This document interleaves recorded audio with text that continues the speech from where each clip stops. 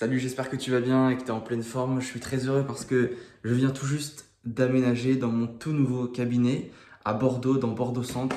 Vraiment très bien placé. Alors, un message rapide pour vous, mais juste avant, pour celles et ceux qui sont de Bordeaux, qui sont pas loin et qui veulent venir en consultation, travailler avec moi sur la violence psychologique, sur l'emprise, sur les pervers narcissiques, qui veulent se reconstruire, qui veulent avancer, qui ont des questions, eh bien, je peux maintenant prendre des consultations en face à face, en vrai de vrai. C'est mieux qu'en téléphone, c'est mieux que par téléphone. Alors, si ça vous parle, vous avez l'adresse du cabinet avec mon numéro de téléphone.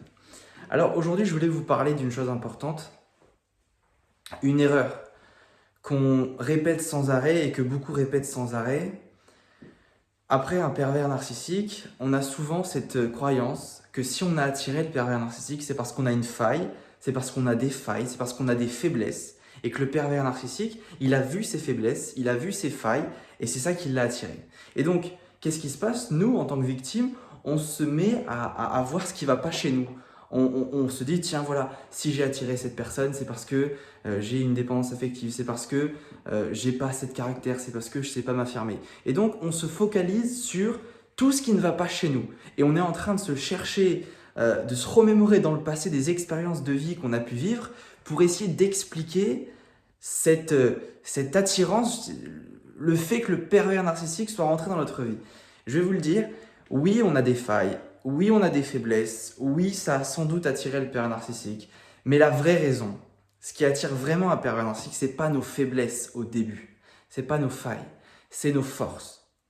Vous savez, un chasseur, ce qui l'attire, c'est pas un exemple, hein.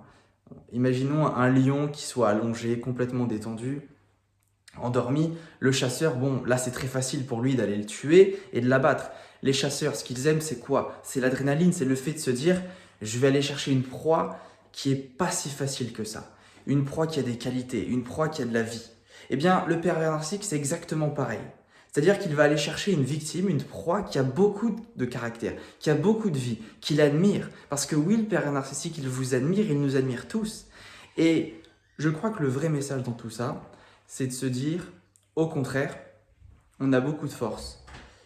Et nos qualités et le travail qu'on doit faire, justement, c'est de s'en rendre compte. C'est d'arrêter de voir ce qui ne va pas chez nous, mais plutôt de prendre conscience de ce qui va vraiment bien chez nous. Et quand on aura fait ce travail, eh bien, on pourra avancer et se reconstruire et transformer. Ok? Je vous dis à très vite et peut-être à bientôt ici, sur ce fauteuil ou celui-là. Salut à toi, je t'aime, salut.